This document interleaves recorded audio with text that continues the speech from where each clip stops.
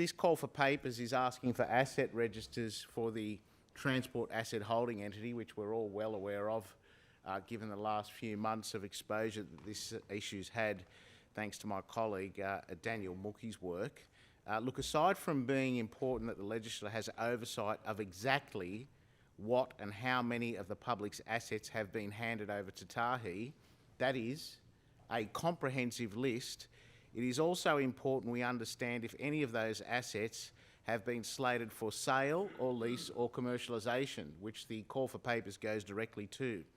Now, given this government's track record, we do have concerns about the government's motives of making such asset transfers, Madam President. For example, the opposition has become aware of a program called the Transport Asset Revitalisation Program, or TARP.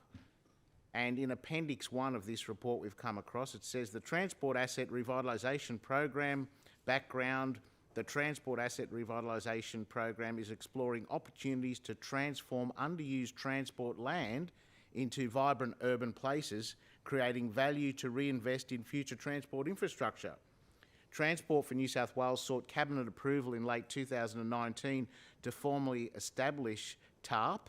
The works program for TARP is currently being developed and a governance structure has been established. This will enable continuity in providing active support, guidance and oversight in meeting TARP's planned outcomes. Entities with the TARP governance structure will be responsible for achieving the following outcomes: transport infrastructure improvements to deliver transport and community outcomes across metropolitan and regional New South Wales, a new source of revenue for the transport cluster to deliver on transport infrastructure projects, where relevant, vibrant places to better connect local communities with integrated public transport opportunities, and deliver against transport cluster and a whole of government strategic objective. Then it goes on to talk about property asset utilisation task force, principles of financial sustainability, movement and place framework, Greater Sydney services. So we have a situation here where this entity is being set up potentially to look at sale of property and then financing other government issues, which we think the public should be availed of. And the only way to do that is to get this asset register, number one, to see exactly what's being transferred to Tahi, and number two, what is the hit list for potential privatisation? What is the hit list for potential leasing of these entities? What is the hit list for potential commercialisation? Because if you're going to transfer a whole heap of the publicly owned assets off book to a holding entity, then surely the public needs to know what the government's doing with their assets and what's planned for them. And we only need to look at the litany of things that we've heard about Tahi, as I said, over the last couple of months, where the government's handling, quite frankly, has been appalling. Full transparency is therefore needed with this return.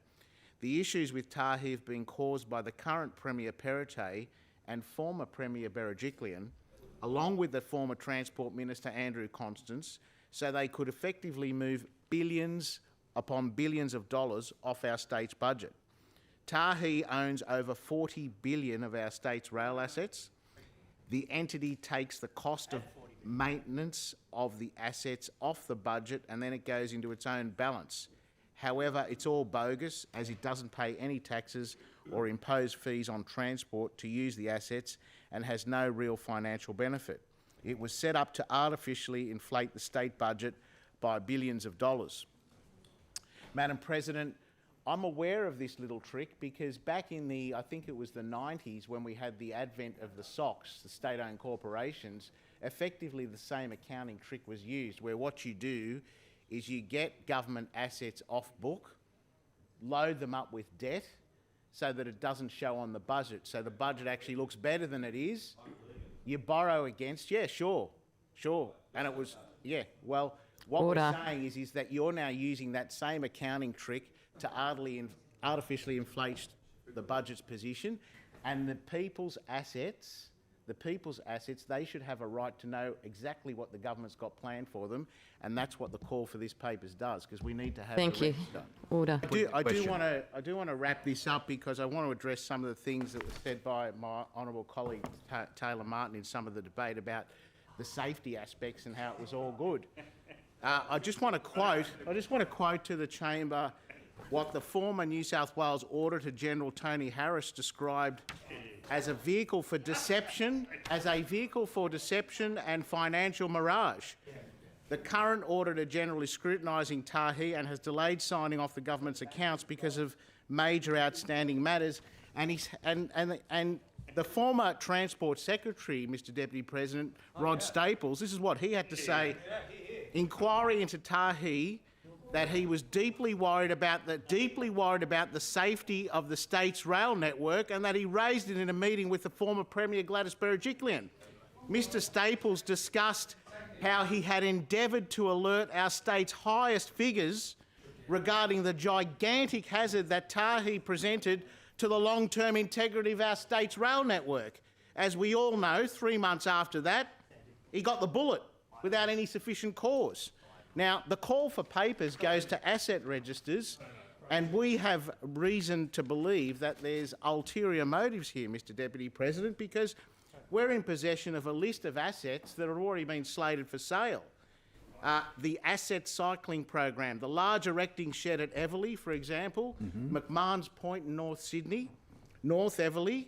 There's surplus land that's been identified for sale in Parramatta, Blue Mountains, Bayside area of Rockdale, lots in Georges River area, these are all the LGAs, and several lots in the inner west. So the idea that the government would want to put up the shutters on the public knowing where their assets have gone, what their assets are, who's controlling them and what the plans are.